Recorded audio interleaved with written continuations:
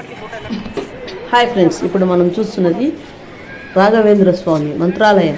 రాఘవేంద్ర స్వామి గురువారం అందరూ మొక్కుతారు, అన్ని వారాలు మొక్కవచ్చు. కానీ ఒక రోజు చెప్పాను, ఎంట్రన్స్ నైట్ ఎఫెక్ట్ ఎలా ఉందో చూడండి, భలే ఉంటుంది. ఇక్కడ రాఘవేంద్ర స్వామి మఠం, ఇక్కడ అన్నదానం అంతా జరుగుతుంది. విదేశీయులు ఇక్కడ మఠంలో చీరలు కట్టుకొని వస్తారు.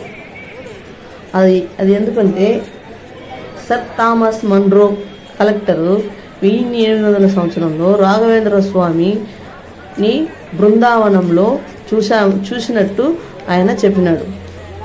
బయటికి వచ్చి కలెక్టర్ కనబడినారంట. అది ఆయన అప్పుడు చెప్తా ఉన్నారు. గెజెట్లో కూడా ఈ విషయం రాసి ఉంది.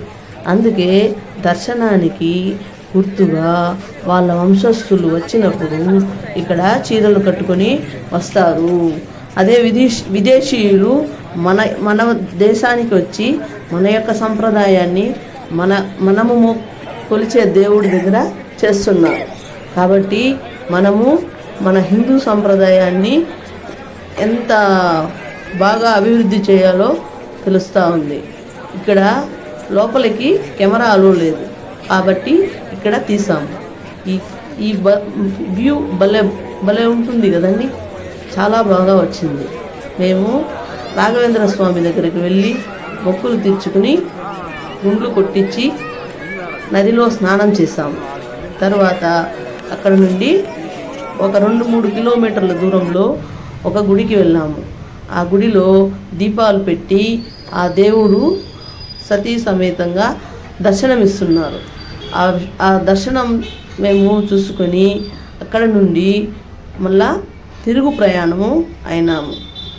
రాఘవేంద్ర స్వామి యొక్క మహిమలని ఇప్పుడు చూస్తాం.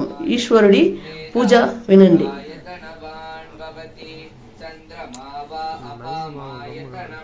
అయ్యవార్లు చెప్పే మంత్రాలు వినాలని మేము రికార్డ్ చేసాం.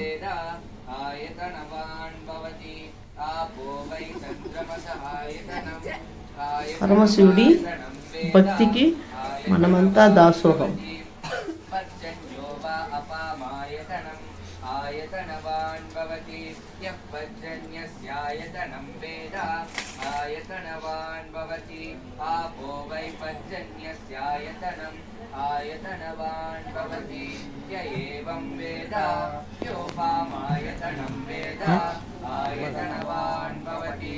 संवत्सरो वा अपामायतनम् आयतनवान् भवति यत् संवत्सरस्यायतनं वेद आयतनवान् भवति आपो वै संवत्सरस्यायतनम् आयतनवान् भवति